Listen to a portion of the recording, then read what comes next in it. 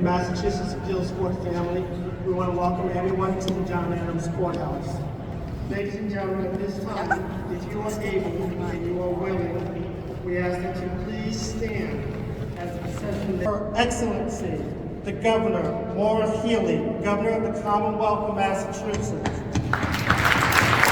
Distinguished guests, honored colleagues, it is both an honor and a privilege to stand before you today to celebrate a remarkable milestone in the career of one of our most respected members of the judiciary, Judge Gloria. After almost 11 years of dedicated service to the juvenile court as an associate justice, today we're here to congratulate Judge Tan on her appointment to the Massachusetts Court of Appeals. This achievement reflects not only the many years of dedicated service and expertise Judge Tan has brought to the bench, but also affirms her continued commitment to the pursuit of justice at a higher level. Judge Tan's journey from the juvenile court to the appellate court is one of both service and distinction.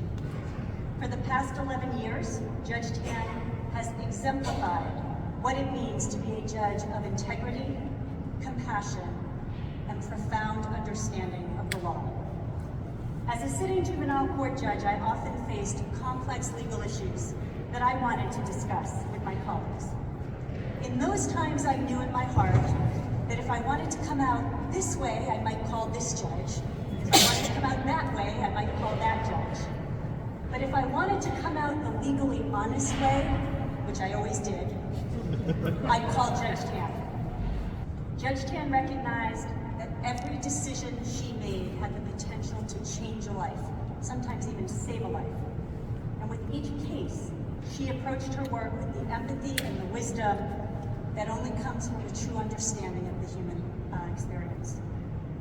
She saw the potential for growth and change even in the most challenging situations, and her rulings reflected her belief in second chances.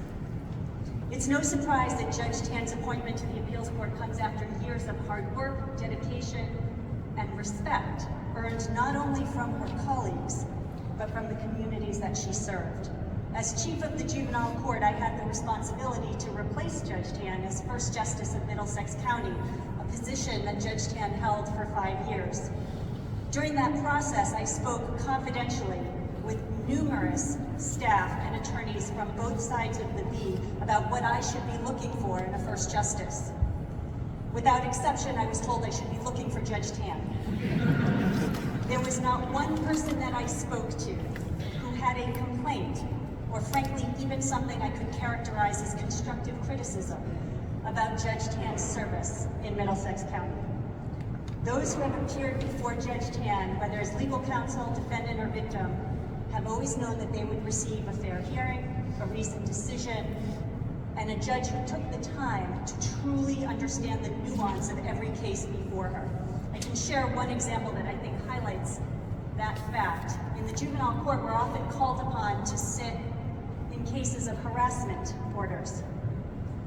And sometimes those orders are the result of a relationship between two adolescents that for some reason has ended badly. Not that long ago, Judge Tan had such a case, and in that case, the parties introduced literally thousands of texts, not hundreds, thousands of texts between the two adolescents. Judge Tan read every one of those texts. Not a sampling, not the Cliff Notes version, every single text message. At the time, she said to me, "That's my job. They deserve a judge that's going to do her job and review the evidence." And I can tell you that Judge Tan handled that difficult case with the utmost sensitivity, compassion, and legal grace. Please welcome Governor Healey.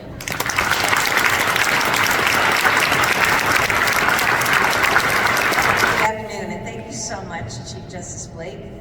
It's great to be back here. Many of us were here just a few short weeks ago to celebrate the historic swearing-in of Chief Justice Amy Blake, the first woman to serve as Chief of the Massachusetts Appeals Court. So it's wonderful to be back this evening for, yes, 2 slam dunk appointments. Tonight, we are here to celebrate another first for the court, the confirmation of not just 1, but 2 outstanding new justices, Justice Gloria and Justice Chauncey. The justices we're swearing in tonight are not only brilliant attorneys, but they are also thought leaders in their respective areas, and as you heard, wonderfully decent human beings.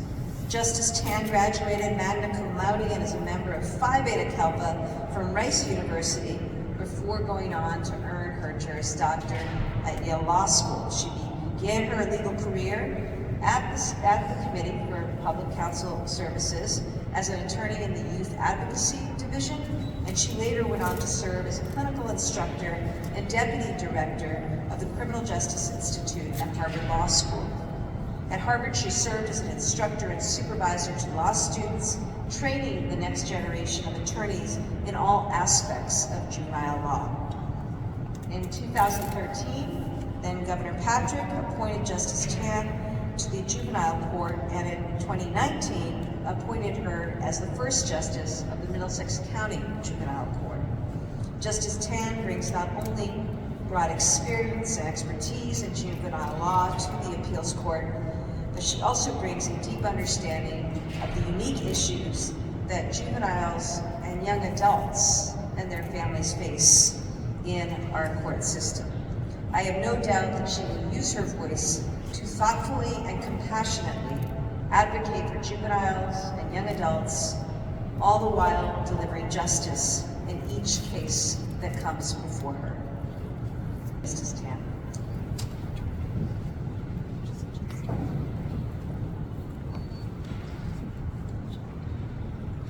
I, Gloria Tan, Do solemnly swear that I will bear true faith and allegiance that I will bear true faith and allegiance to the Commonwealth of Massachusetts to the Commonwealth of Massachusetts and will support the Constitution thereof. and will support the Constitution thereof. So help me God. So help me God.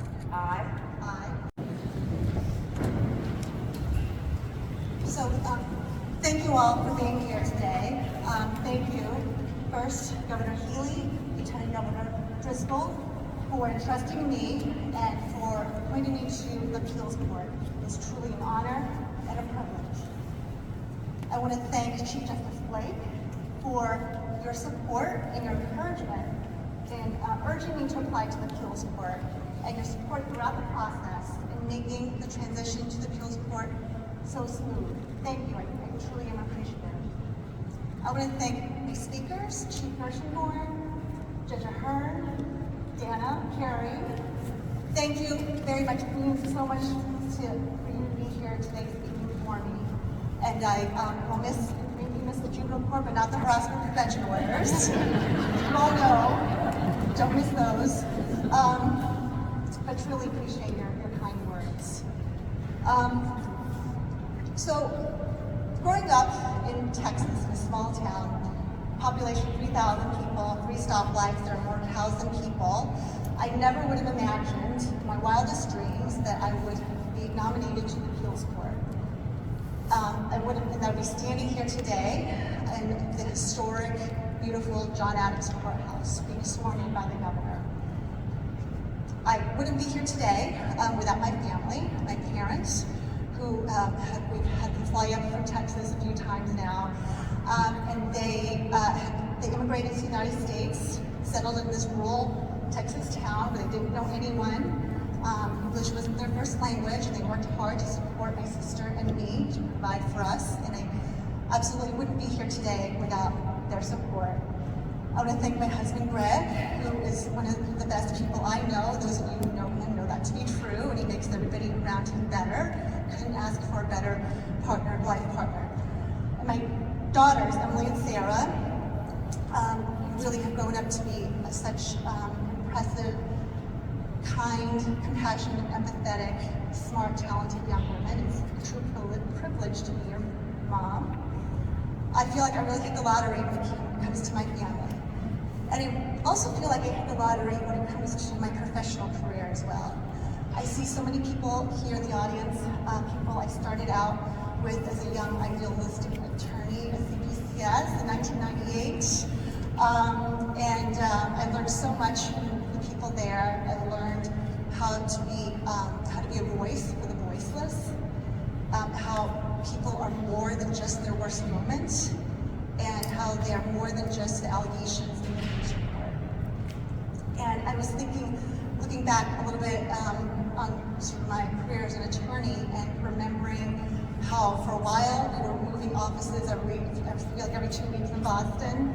And at one point I was sharing an office with 2 other attorneys, or 3 of us, and I could literally reach out and touch the other attorneys. And we got to be friends because really we had no choice because we knew everything about each other's lives.